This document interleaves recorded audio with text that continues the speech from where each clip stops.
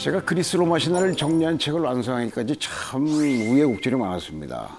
저는 지금 58년도 개띠인데요. 그런데 저는 60세까지 못 살 줄 알았습니다. 왜요? 저는 41살 때 심근경색으로 한번 쓰러졌었어요. 그때 처음으로 죽다 살아난 거죠. 그러다가 49살에 골프를 치는데 그 동반자가 달걀을 해줬어요. 삶은 달걀을 줬는데 먹고서 극치를 했어요.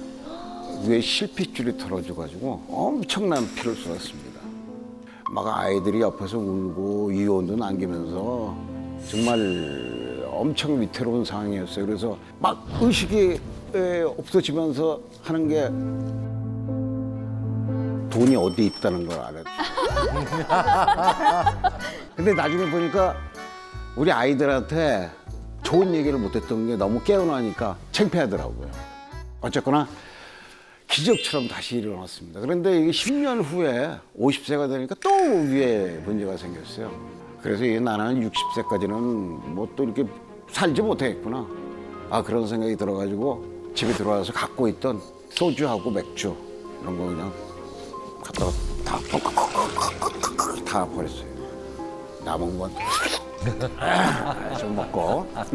죽음의 문턱을 3번 정도 밟았다가 다시 살아 들어오면서 다른 얘기도 아니고 오르페우스의 저승간 얘기가 생각이 났어요. 자, 이번엔 그리스 로마 신화에서 최고의 시인이자 음악가로 불리는 오르페우스입니다.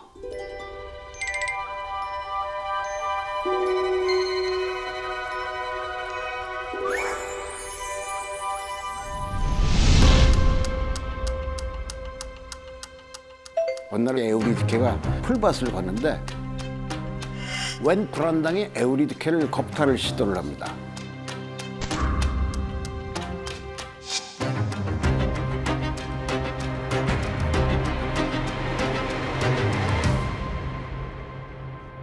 아내의 죽음을 슬퍼하던 오르페우스는 죽은 자들이 사는 저승에 가서 아내를 데려오기로 결심을 합니다. 지하세계를 다스리는 하데스의 마음을 어떻게든 구워 삶은 아내를 돌려주지 않을까, 이런 마음이었던 거죠. 와, 대단하시네. 우여곡절 끝에 저승으로 가는 오르페우스는 지하세계 왕인 하데스와 그의 아내 페르세포네 앞에서 리라 연주에 맞춰서 노래를 부릅니다. 오르페우스가 누굽니까? 그리스 최고의 시인이자 음악가잖아요. 오르페우스의 연주는 하데스와 페르세포네를 모두 감동시킵니다. 하데스는 에우리디케와 같이 이승으로 돌아가는 것을 허락해 줍니다. 단! 세상에 공짜가 없죠. 조건부가 붙습니다. 뭐예요? 왜요? 지하세계를 통과하기 전까지는 절대 뒤를 돌아보지 말라. 많이 나오죠. 오르페우스가 앞장을 서고 에우리디케가 뒤를 따르면서 지하세계를 탈출합니다. 나가는 길에 그동안 못했던 뭐 얘기도 나누고 서로 이름도 애틋하게 불러가면서 오순도순 걸어가요. 여기서 잠깐 공포 영화 중에서 제일 먼저 죽는 사람이 거의 대부분 가지고 있는 공통점이 있습니다. 뭘까요? 나대는 제일 나대는 사람. 나대야 돼. 추진력이 더럽게 좋아요. 꼭 이렇게 그렇게 영화 보면 호기심. 궁금해가지고 막 어디 쑤셔보고 막 들 쑤셔보고 제일 잠깐만 먼저 여기 행동하는 지하 사람. 잠깐만 지하 여기 수상한데 내려가 봐야겠다. 그건 오르페우스에게도 똑같이 적용이 됩니다. 오르페우스는 문득 에우리디케가 잘 따라오고 있는지 궁금해진 거예요. 말은 걸면 대답은 하는데 정작 따라오는 발걸음 소리가 안 들리니까 호기심이 생긴 거죠. 출구를 바로 코앞에 둔 순간 오르페우스는 결국 안 돼. 다 왔는데. 그리고 뒤따라오던 에우리디케는 연기처럼 다시 저승으로 끌려가고 말아요. 하데스는 왜 오르페우스에게 뒤를 돌아보지 말라고 경고를 했을까요? 후회하지 말라는 건가? 그런 거 같다. 맞습니다.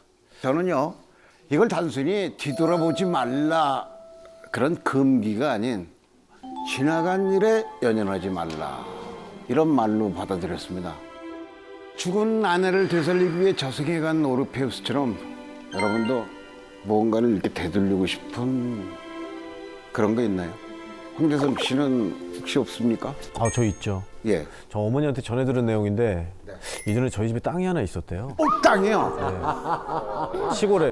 근데 여러분 지금 웃을 일이 아닙니다. 지금 그 땅 위에 뭐가 있는 줄 아세요? 뭐가 생겼어요? 광양제철소가 있습니다, 여러분. 어때요, 여러분? 여러분 행복하죠? 그 땅을 우리가 팔지만 않았어도. 김민기 씨는 혹시 없어요? 되돌리고 싶은 거요? 네네. 제가 약간 그 학교 졸업하고 이렇게 연기 계속 전공하면서 저는 전극 배우가 될 줄 알고 전극을 진짜 열심히 좀 봤거든요. 비극 쪽. 보통 큰 눈 가진 대극장용 눈이잖아요. 아, 네네. 그건 별로 예. 그래서 막 슬픈 작품들을 많이 했었는데 결국엔 제가 희극 쪽을 많이 다루게 되잖아요. 그래서 하고 싶은 것보다 밝은 거. 잘하는 거를 더 팠으면 제가 더 일찍 잘 되고 일찍 뭔가를 더 많은 작품을 하지 않았을까라는 후회가 좀 있어요. 이건 심리학자들한테도 굉장히 중요한 그 얘기인데요. 과거의 실패를 후회하는 게 아니라 과거에 최선을 다해서 완료하지 않았던 걸 인간이 후회한다라고 얘기를 보통 많이 합니다. 그러니까 그게 잘했던 못했던 그래도 어쨌든 최선을 다해서 한번 그걸 매짐을 한번 해보고 완료를 한번 해본 사람은 결국 그것도 완성된 실패라서 그렇게까지 미련두지 않는다라고 얘기를 하거든요. 후회하지 않으려고 최선을 다해야 되는구나. 맞습니다. 앞서 제가 좋아하는 얘기를 해드렸다면 이제는 제가 가장 숭고하게 생각하는 사람의 얘기를 해드릴 겁니다. 오이디푸스라는 이름 익숙하시죠? 네. 지금 할 얘기는 오이디푸스의 딸, 바로 안티고네의 이야기입니다. 이 안티고네는 가족사가 매우 불행합니다. 먼저 안티고네의 아버지 오이디푸스부터 보면요. 본인의 아버지를 아버지인 줄 모르고 죽입니다. 그리고 자신의 어머니를 어머니인 줄 모르고 결혼합니다. 세월이 흐른 뒤에 오이디푸스는 아버지를 죽이고 어머니와 결혼한 것을 알게 돼요. 모든 진실이 밝혀졌을 때 그때 아내이자 어머니인 이오카스테는 자살을 하고 해요. 오이디푸스는 본인의 눈을 찌르고 테베에서 추방을 당합니다. 오이디푸스의 곁에 남은 건 오직 딸인 안티고네뿐이었어요. 안티고네는 오이디푸스가 죽을 때까지 아버지의 곁에 있다가 다시 테베로 이렇게 돌아옵니다. 하지만 안티고네의 비극은 여기서 끝나지가 않습니다.